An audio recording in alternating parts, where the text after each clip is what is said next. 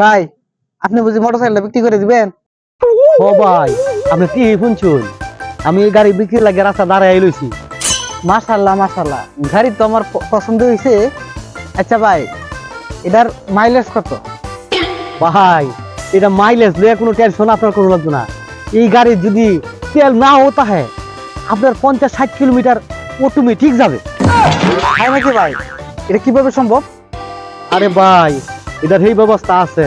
এটা যদি আপনি 2-3 জন লোক রাখেন, সেই 50-60 কিলোমিটার লিয়ে যাবে। আরে ভাই, আমি তো এটা বলি নাই। আমি বলছিলাম এটা রেশিও কত।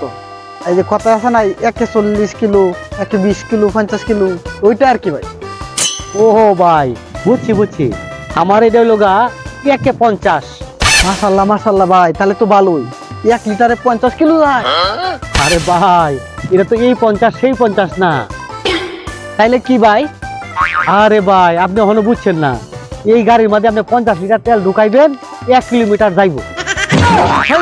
রোজ আমি ফকির হয়ে যাবো। বুঝলেন না? আপনার গাড়ি নিব না। শালা লস খাইছে না। সত্যি কথা কই আর গাড়ি বেশি যেত না। গাড়ি বিক্রি করতে হইলে মিথ্যা রাস্তায় লইতে হইব। আমি এখন বুঝতে লাইছি।